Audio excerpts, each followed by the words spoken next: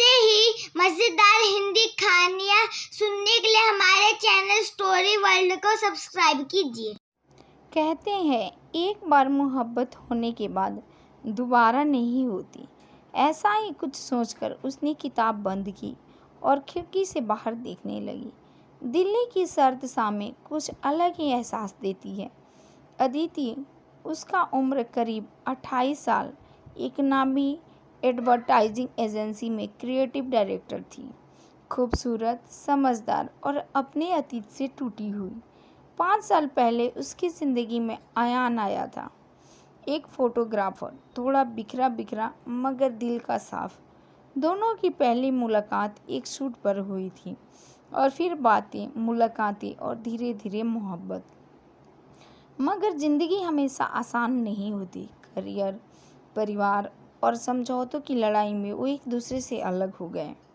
वक्त बीता, जख्म पुराने हुए, मगर कभी कभी दिल की तह में कुछ बाकी रह जाता है। अदिति अब पूरी तरह अपने करियर में खो चुकी थी। प्यार उसके लिए अब एक अतीत बन चुका था। एक दिन ऑफिस में अचानक एचआर ने बताया कि उनकी टीम में एक नया फोटोग्राफर ज्वाइन कर रहा है, अयान मलिक। वो नाम सुनते ही अदिति की सांसें जैसे थम सी गई। क्या वही अयान? क्या फिर वही चेहरा? क्या फिर वही लम्हे?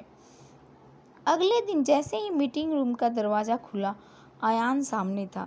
वही मुस्कान, वही आंखें, बस थोड़े बाल सफ़ेद हो गए थे। अदिति ने खुद को संयमित किया। Hi, I am Ayaan, nice to see you again. उसके लहजे में न गर्मजोशी थी, न अजनबियत, बस एक पुरानी पहचान की ठंडी परछाई। Welcome to the team, Aditi ने प्रोफेशनल अंदाज में जवाब दिया। दोनों ने मानो तय कर लिया हो, अतीत को अतीत ही रहने देंगे। अगले कुछ हफ्ते में दोनों ने खूब साथ काम किया। अयान अब पहले जैसा नहीं था। वो अब शांत रहता, काम में डूबा रहता और अदिति से औपचारिक बातचीत करता। मगर उसकी तस्वीरों में अब भी वही जज्बात होते जो पहले थे। अदिति को एहसास होने लगा कि कुछ बदला नहीं है, न उसके अंदर की भावनाएं, न अयान की नज़रों का असर। एक शाम जब ऑफिस की सारी लाइट्स बुझ चुकी थी, अदिति अकेले अपने लैपटॉप पर कुछ फाइल कर रही थी। तभी अयान आया। अभी वैसे ही देर तक काम करती हो? अदिति मुस्कुराई। तुम्हें कैसे पता? क्योंकि तुम्हें छोड़कर जाने की आदत कभी नहीं गई। ये कहते ही दोनों की आंखें मिल गई। अतीत के सारे पल आंखों के सामने दौड़ने लगे। हम क्यों अलग हुए थे अदिति? अयान की आवाज़ में दर्द था। शायद हमने खुद को खो दिया था और किसी और की उम्मीदों में। तुम्हें अपने कैमरे से प्यार था और मुझे अपने ख्वाबों से। हम दोनों समझ नहीं पाए कि एक दूसरे के ख्वाबों में जगह कैसे बनाते हैं। क्या अब देर हो गई है? अदिति चुप रही। अंदर से दिल कह रहा था नहीं, अब भी कुछ बाकी है, मगर डर भी था कहीं फिर से टूटी तो।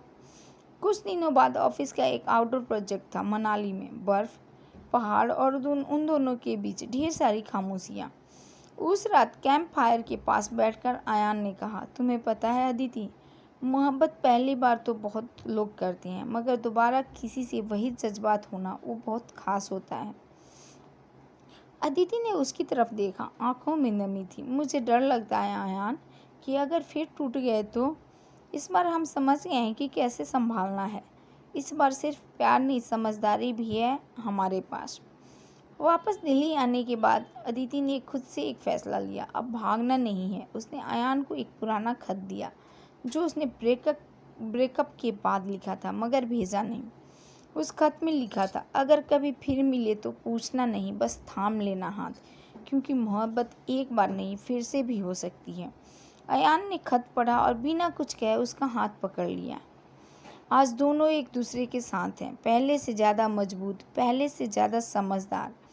प्यार अब उनके लिए सिर्फ एहसास नहीं, एक जिम्मेदारी है, क्योंकि मोहब्बत अगर सच्ची हो तो वे फिर से भी हो सकती है, और इस बार पहले से कहीं ज़्यादा खूबसूरत होती है। ऐसे ही मजेदार हिंदी कहानियाँ सुनने के लिए हमारे चैनल स्टोरी वर्ल्ड को सब्सक्राइब कीजिए।